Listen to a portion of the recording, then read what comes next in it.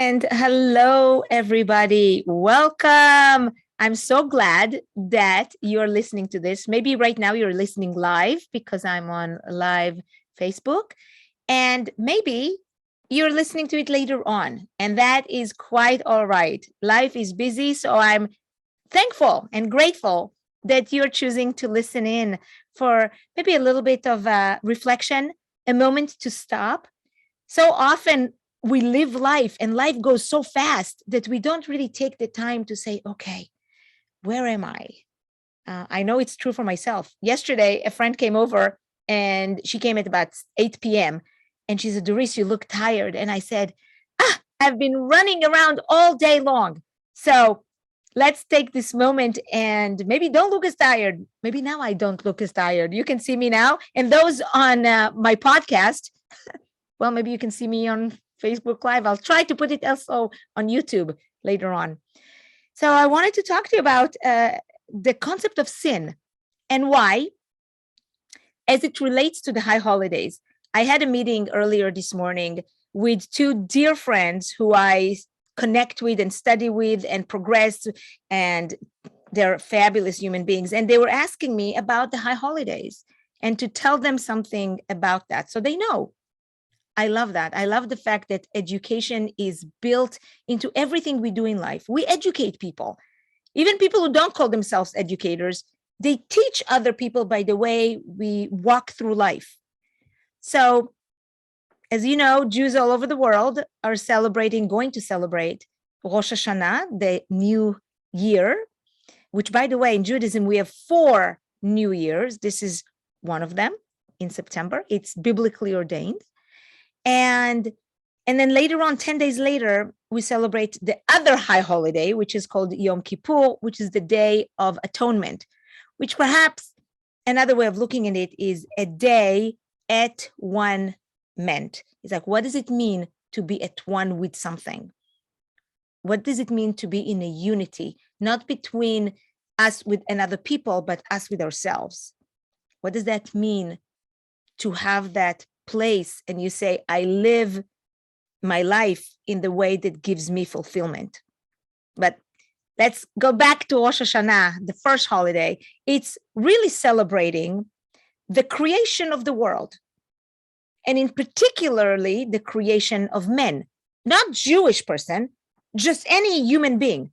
So all people should celebrate that, really, because it's the day that we were all created. So it's a celebratory day. And yet, it's also called Yom Hadin, the Day of Judgment. And that could sometimes maybe sound scary. Oh my God, the Day of Judgment, somebody's going to judge me. I always taught young people and other adults, I said, look at it maybe in a little different lens. Think of it as, instead of the Day of Judgment, like, oh my God, there is a king and he's sitting there on a throne and he's a judge and he's judging us in a stern look. Maybe think of it as a parent. And how would a parent behave toward their children? We judge our children, we have discernment with our children so that they do better. And same is with us. God is there, the source is there to be with us so that we become better. And then 10 days later, we have days of Oz, we call it days of reflection, days of awesomeness, days where we return. And the question is, where are we returning to? Returning to your essence, returning to that which is inside of you, that you know what is good and what is bad. And what I love about it is that during the first holiday, Rosh Hashanah, there is no mention of the word sin. And by the way, there is no such word in the Hebrew language. We just use that word because there is nothing else that really match it. But if you were to break that word, which is chet, in English, in transliteration, it will be C-H-E-T. If you were to break it out, it means miss the mark. So we have days 10 days later is the day where we are thinking, where did we miss the mark? And it's a reflection for us. So on the first holiday, on Rosh Hashanah, we're celebrating the existence of humanity in this world. And 10 days later, we think about how do we fit in this world that we have helped create? What are the attributes that we bring with us to build a society that we want to be a part of? I think this is a holidays, this whole season is a time where we turn inward into our hearts. And there is a phrase that says, Bilvavi mishkan evne. In my heart, I will build a tabernacle. In our hearts. So in every person here that is listening, inside your heart, there is an awesome temple. And you know, inside your heart, what is the way that makes you shine in this world.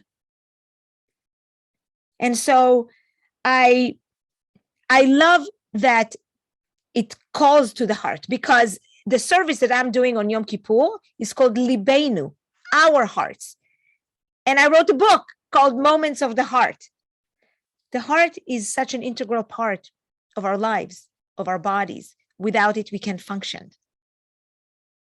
And so we are asked to bring our hearts to a service that some synagogues will have more prayers and less talks. Some other synagogues will have more talks and less prayers.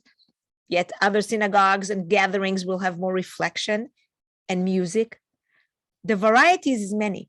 But with us in our Libeinu service, if you are so happen to listen and you are in Portland, Oregon, I will put the link in there below so you can join, and it will be 3 hours on a Wednesday morning only for Yom Kippur service, where we reflect on our essence as a human being.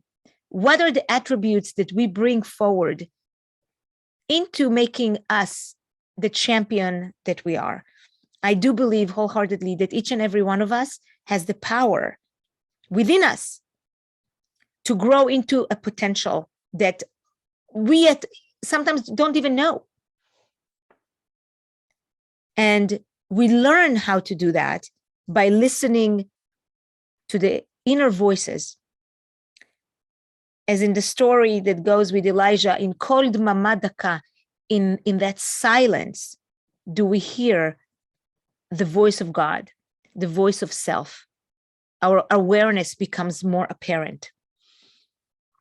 So I want to wish you, if you come to my service or not, wherever you are, whatever you do, I wish that this coming year, that is 5,783, which will start on Rosh Hashanah, will be a year full of blessings for you and your family. In Hebrew, we call that year Tafshin Pei Gimel, Tashpag.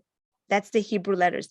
And I was just listening to a Chabad rabbi, and he was saying that, you can find acronym for everything. And my friend Sherry will tell you that I am the acronym expert.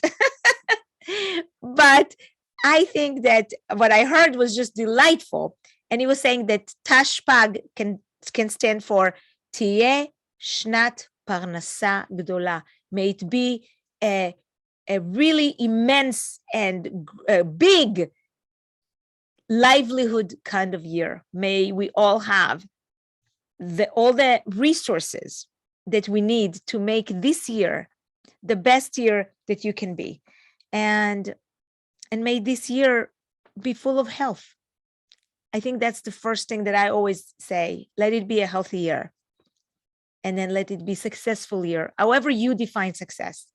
So wherever you are, whatever you do, I wish you, in Hebrew, we say Shana Tova, a happy new year, which is interesting because it's not exactly the translation. The translation is Shana Tova means a good year. Sometimes things may not be happy all the time, but I still wish you a good year. Something that if it's not happy, that you will convert it to something and you will find opportunities with whatever happens to make it the best year yet for you. So thank you, everybody. and make this day the rest. Today's, I'm recording it on Tuesday. You will not have another Tuesday in the year 5782. We're starting the next Tuesday will be already in 5783. So have a beautiful rest of every single day. Treasure it because it will not appear again. It will not repeat itself again.